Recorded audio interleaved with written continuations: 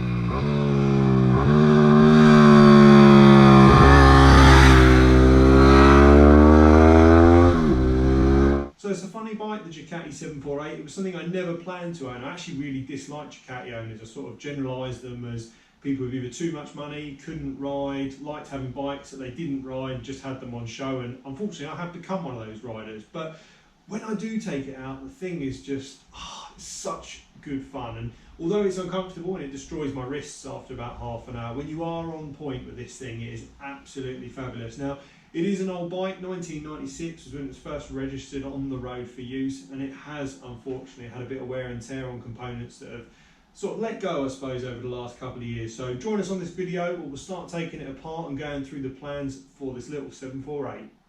So the biggest thing on the 748 that I've been wanting to address for some time is the exhaust system. Now, it sounds fabulous, it makes a just brutal noise on accelerating and decelerating, but unfortunately it has started to corrode. A lot of it looks really gammy, and what I want to do is get it off, and I don't want to go with the mirror polish because I think it looks a bit too show tacky for me. I just want to make like a machined finish, like a mild steel finish. So I'm looking to some finishes on that, but if I can just get it so that it just looks new without being too in your face, that would be perfect. And then that brings me to the next bit, which I'll zoom in on now, is the exhaust spring. The Öhlins damper, the spring is just, all the powder coat has come off of it. So we're getting that removed, stripped down, get the damper rebuilt as well. Like I say, just make sure everything is in good order before it goes back on the road. As I'm not planning to do like a full recondition, because I actually like riding the bike, and the problem is you can make them so pretty that you don't want to ride them. So I just want to get everything clean. And as I say, on this video, we'll go through that adventure. Another issue I've encountered with the clocks is they've got like an anti-vibration mount on them. So apparently it's 3 little rubber posts, and as you can see, I must have had 1 or 2 that's broken or perished over the years because I've got quite a bit of clock bounce. I'd noticed this when I was last riding it, so did a bit of looking online, good old Google, and it turns out that it's quite a straightforward replacement, just 3 bushes, and the clocks should be solid again. Now, it's important to do this because if you don't, and if you have a look online, you can actually see bikes with cracked temperature gauges and speedos, and that's from the movement where they shake around. So we will be addressing that as well, and obviously we'll be doing everything else like all the fluid changes, clutch change, brake fluid change, rear brake fluid change, and doing all new pads ready to get it back on the road again. So another thing as well that I need to sort out is the stickers. Now, for the sort of purist, you'll spot straight away that that's not the right style of sticker for now. It is a genuine Termi system, but when I bought the bike, all the stickers started to flake off, so I picked up some eBay ones. Should have just gone and bought the genuines, but I haven't melted, but they're not the right size, they're not foil back. So we will be replacing those back for the genuine Ducati ones as well, because every time I've looked at it, it's been one of those things that's bugged me. Another interesting thing is when I bought the bike, the guy used it. He didn't cover a lot of miles, but he went travelling around Europe on it. Really cool, so he had some good pictures of the bike in action. But something I hadn't realised is it's running sort of an overgeared setup on the chain and sprocket. So standard, from what I've read, these are a 38 rear, 14 front, and this has got a 37 on the rear, so you can't go any smaller on the front, so I assume it's been upgeared, but I've got to be honest and say I've never really felt disappointed with the performance. So We're going to go with a fast road setup, which is apparently a 40 on the rear and 14 on the front. Like I said, I don't do a lot of miles. I'm not fussed for it going on the motorway or good miles per gallon. It is just a bit of fun when the weather's right. So we'll be going chain and sprocket kit. I'm probably going to look at going a non-O-ring chain, purely for the little amount of use I get out of the bike. If it's possible to get the right pitch chain, there's no need to have all that resistance for a bike that does 200, 300, 400 miles a year. I might as well strip it and clean it after each ride. And like I say, nice clean chain on there, and maybe upgrade the sprocket carrier as well. So something to bear in mind if you are buying an old Ducati or an oldish Ducati, I mean even some of the ones up to much later than mine still run a cam belt. Now like mine, it's done 300-400 miles at a push since I last did the belts on it, but the time frame does state that it should be 2 years. And looking online, a lot of people say that 3 years is pushing it. And do you know what? For the sake of destroying a forged SP engine, it's just not worth the risk. I think a set of belts is about £80. So putting another set of Ducati belts on there, yes, there's aftermarket ones that are half the price. And some people say they're exactly the same amount of teeth, exactly the same amount of width. But there is apparently something to do with a coating that's put on the original Ducati one. So for the sake of saying £40, we're just going to go genuine cam belt kit back on the bike.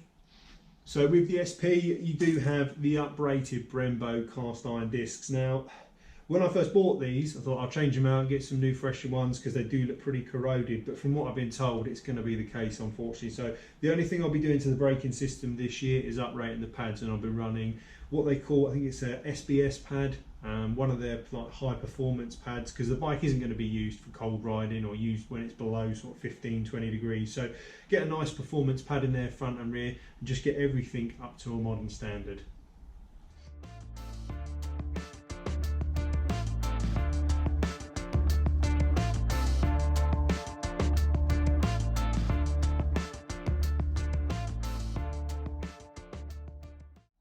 Something that is pretty cool is all my panels still have the original data tag markings on them. Another little interesting thing is you can see here that it looks like the bike, or a lot of the body panels, were originally red. So when I bought the bike, I started stripping it down. I was like, oh god, it's been repainted, it's been crashed. And then I spoke to various people, including Ducati themselves, and they advised that there were a lot of 748 SPs that were originally red on the production line, and the panels were painted before being built up. So they're originally red underneath, and hence why you can see that. But like I say, when you look on the inside, all as if normal, but if you rub them down, they will come through as red underneath.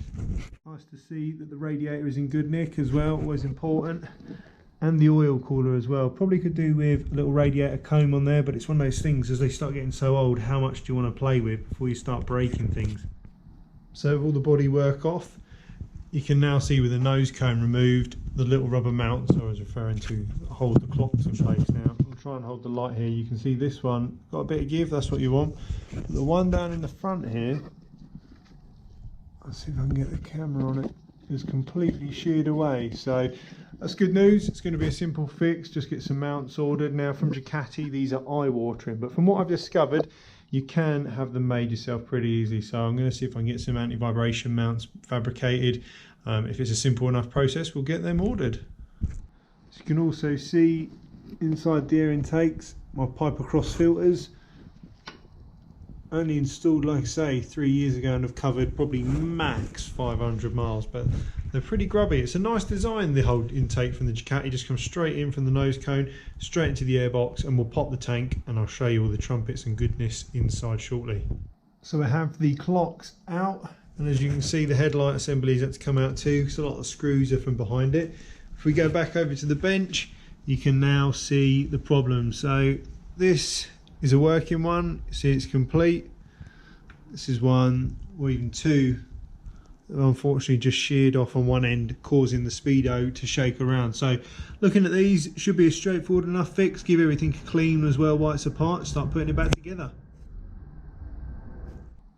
So we've now got the Termi exhaust off, incredibly light, absolutely awesome, but you can see by the state of them, the parts that are clean are the bits that have been exposed. So it's in need of a sort of a good strip down and wash everything up. But now with all the exhaust off the way, you can see the state of the spring on the Öhlins rear damper, so that will need to be addressed and obviously cleaned up. And this is what I mean with the dirty headers as well. I just wanted to sort all the pipe work out. just get rid of this grime that's on it. It's obviously just all gets flicked up from the wheel. So yeah, it should be fun, a few hours polishing in the garage with that. So the exhaust system's all off. As you can see, some lovely Termi cans there in the carbon. Obviously all the pipework now that you can see is just looking absolutely grim. So it is stainless steel, so it should be easy enough just to clean back, and obviously doesn't need any coating because it's never going to rust, but I'm trying to go for like an OEM finish on it, so I don't want it mirror polished, as I said at the start of the video. All the springs and that are all stainless as well, so they should all clean up relatively nicely. Obviously the bike is looking a bit of a state at the moment, and you now get a real good look at how bad that Öhlins damper is. It's just the spring though, so the body should clean up okay. It seems to have compression and everything, but we will be looking to get it sent away potentially to be fully rebuilt. So I've just spent about 2 or 3 minutes with a bit of rough emery pad, and as you can see, the difference from the original sort of, well, there's corrosion and mud and grime sitting on it, cleans up really well. And like I say, it's only using this stuff with a bit of WD-40 on it, just to sort of clean it back and see what it looks like underneath. But I think with some real time, a few hours on the system, it should look absolutely wicked. So that pretty much wraps up today's video, the first part of stripping the 748 apart. As you can see, the next section is probably going to be getting on to doing the belts and the fluids, and like I say, removing that rear damper. So I'll need to get an ABBA stand in place to take all the weight off the rear. Obviously, if you do enjoy the videos, give us a like and a subscribe, and if you've got any questions, do drop them in the comment section. Now, as you can probably see on the bench, the next video is also going to include finishing up the exhaust. I had a bit more of a play with it on that mid pipe there, and it seems to be cleaning up really well. So yeah, hope you enjoyed, guys. Until next time, thanks for watching.